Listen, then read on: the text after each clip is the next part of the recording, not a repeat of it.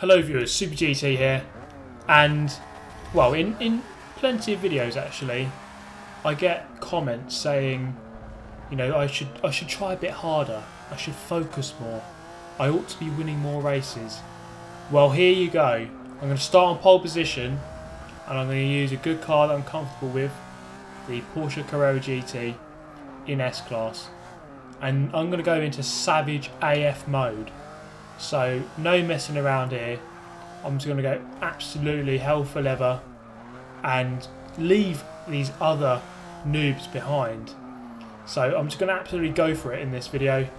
It's going to be one race, Nurburgring GP, no, not GP, Nordschleife, 2 laps, and I'm just going to absolutely go for it. So to be fair, like, it's a fair enough comment that maybe I'm not actually focusing enough when I'm in a lot of these videos. So a lot of the time, you know, I finish in 6th place, 4th place, 3rd place. Not a huge amount of wins, but I think a lot of it comes down to car choice.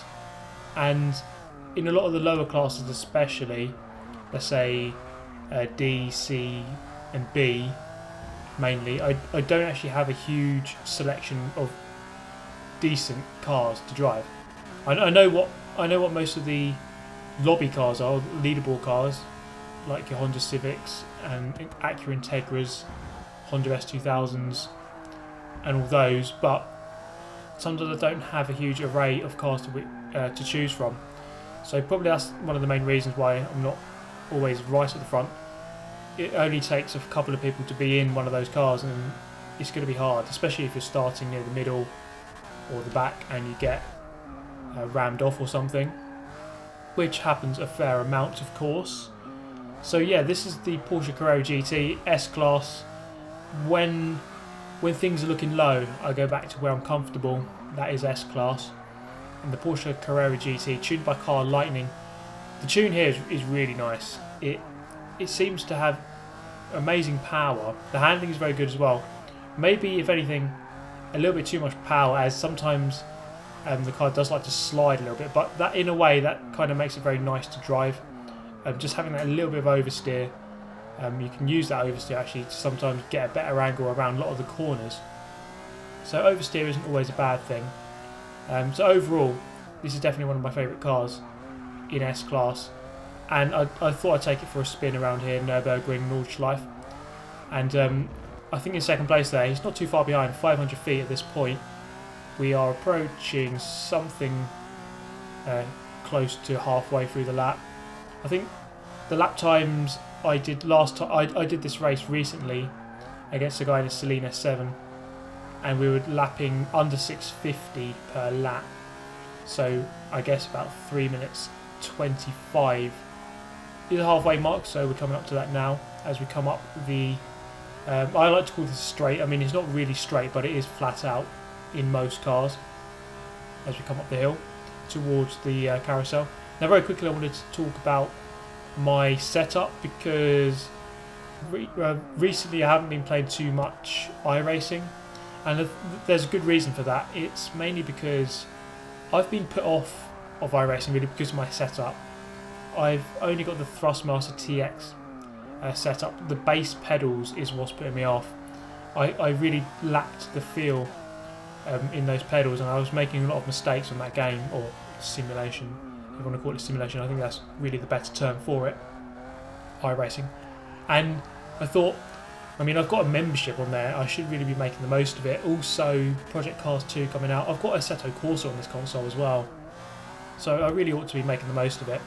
So I thought I would upgrade the pedals, so I'm going to get the T3PA Pro, so they will be arriving very soon. And I'm also getting the Ferrari 599XX Alcantara rim. So both very nice products in the Thrustmaster ecosystem. So that's very good, because now I'll be able to play on both PC and Xbox One without having to change the setup. So it's just one setup and it works on both consoles. And yeah, that's very good news. GT Sport as well, that's coming out very soon, apparently. I mean, if it doesn't get pushed back for the 9,000th time. October middle of October. Obviously on PS4, so I'm going to have to buy a PlayStation. And it might sound ridiculous that I'm going to buy a PlayStation just for that game, but I'm really interested to see how that turns out. And I can afford it at the moment, so you know what, why the hell not? I did win, I won quite a bit of money from the Forza RC Season 3, $1,000 precisely. So I could use that money to treat myself, I guess. I've earned it. So we're coming up towards the end of the lap. Just a couple more corners left to go. Fast sweeping right-hander here towards the end of the track. And then we've got a couple more corners there. Now this corner coming up, not this one right in front of me, but the one after, the right-hander, always catches me out, and it's going to catch me out again here. So this left-hander has the banking just like the carousel, but then it's this one here, the first initial apex, is a lot sharper than you think, or that I think, clearly, as I go off. So I'm going to lose a second or two there. So coming round the bend, onto the main straight, or the long straight. I do remember on Forza 4 that this was where the start-finish line was, which was a little bit more interesting, I thought. It made for a very interesting start of the race, where you'd be starting on the straight, you accelerate up to full speed, and then you go into the very fast flowing corners that I'm about to arrive at. In a way it causes more carnage, but then again, the first corner on this circuit is very bad, and given that you're starting pretty much on the corner, so you don't have much time to build up speed. It's amazing how many crashes there are, given that you're going so slow on the entry. So braking nicely there into that turn. A couple of corners left, or just one more left on this lap. There we go, round in the final turn. So you see here that the start line, as I say, is very close to the first corner, so you can't actually build up that much speed, which means actually that my second lap here, even though I got a run up to the lap, it won't be much quicker because I was on pole position. I was pretty much on the corner anyway, so I'm not going to lose much time by starting at a standstill. So even if I'm 1 or 2 seconds up on this lap, that's quite a good lap. So that first lap was, I think it was about 6:50. So if I can do a couple of seconds quicker than that, then that's a very quick lap indeed. I've comfortably dropped second place, 1,200 feet, maybe 10 seconds or so. So absolutely ruthless right now, no messing around from Super GT, just absolutely going hell for leather and trying to build up that massive gap. See if we can get it over 3,000 feet by the end of the race. But anyway, I'm going to again talk about my plans for the future, because it's a big year this year. Forza 7 coming out at the end of September, or start of October for the normal edition.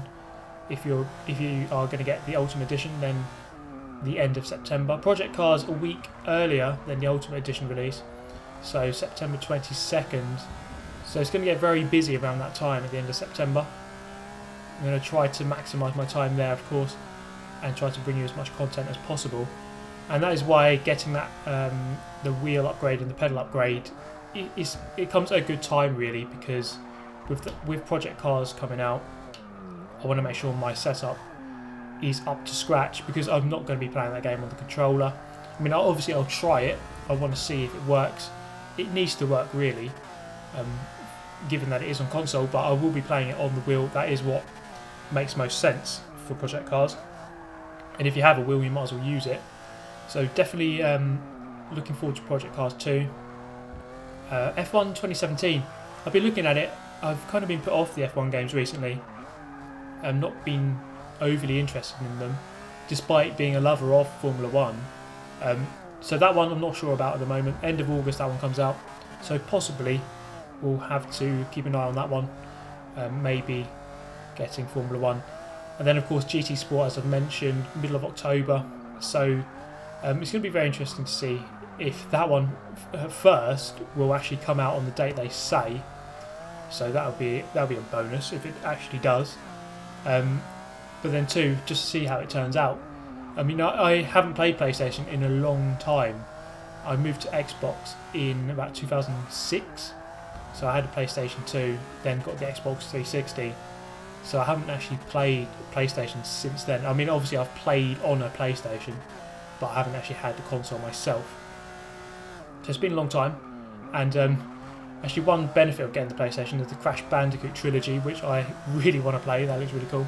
So I'd love to get that. So as I say, big year this year. Big games coming up. Forza 7 though, I mean that's got to be the main one. So with all these other ones as well, project cars, but Forza 7, that is the main title. That's the one I'm going to really try to go all out on. I mean, I'm hoping that Forza Racing Championship continues. I'd imagine it would. Forza 6 seems to be the test bed for Forza Racing Championship, where they're going to try and perfect all the settings and everything with Gfinity. So Season 4, I'd imagine will come around fairly quickly, maybe 1 or 2 months into the game. So we're going to have to try to learn the new game as quickly as possible. I plan to do plenty of live streams on the new game. My initial thoughts are doing career mode as live streams. I'm not sure if career mode, the videos are that good. Maybe as a live stream it might work better, where the viewers can choose like what I do next, that kind of thing. So I think perhaps career mode could be done as a very long live stream playlist. So that could work. But obviously I'm open to suggestions and ideas on that. So plenty of options really, and of course open lobbies. Going to continue the open lobbies in Forza 6, and then Forza 7 comes out, we'll do plenty more on there as well. So no real details about the multiplayer at the moment regarding Forza 7. So are we going to still have 24 cars in a race? I would imagine so, but as I say, no details currently really, so I have to wait to know exactly what we can do on that game. So lots of questions being asked at the moment, but I'm sure it will become very apparent very soon. So again, as I say, just if you have any suggestions for what you want me to do on these games, be it in terms of videos or live streams or open lobbies or whatever, then of course just suggest it. I do read all the comments. I don't always reply to all the comments. Honestly, it just takes so long if I had to reply to all of them, but I do read all of them. So if you do make a comment, don't worry, I am reading it, even if you don't get a reply. But there we go, that's just a bit of news for you. And we're going to come up to the end of the race now. About 12.5 minutes later. We've got a couple more corners to navigate before we go onto the back straight, then a couple more corners, and then the end of the race. So this is where I made the main mistake on the lap, or the first lap. So obviously I'm going to be a bit more careful through there. As you can see, they're leaving plenty of circuit on the outside to play with. So rounding out the final turn onto the long straight, 2.5 seconds up. So we're looking at a mid 47 here, 6:47, which is a fairly good lap. I'd actually like to see how high that is on the leaderboards. Now I'm not sure exactly what is the leaderboard car around this track, but I imagine that time is fairly high up, and also good that I've done it in an online race. So I mean, that kind of shows it's always good to be able to just do quick laps on the fly in an online race when it matters, rather than after 50 laps of hot lapping. So I think that is a good skill to have. Plenty of tyres everywhere as per usual, and then through the final turn we're going to come through to win the race by quite a long way, nearly 3,000 feet to guy in second place there. 2.2 seconds up on the fastest lap there, so it was a 47.8 pretty much there. So a decent lap at the end of the race there. 6:47, and I raced against a guy in Celine S7 who did a 6:46, so that guy was absolutely flying. But there we go, guys. I do hope you enjoyed the video. A bit different this one, just one race, pure ownage, no messing around, straight up racing to the max. But there we go, hope you enjoyed all the news. Let me know your thoughts as well and suggestions. I hope to see you in the next one. Thank you as always for watching. Goodbye.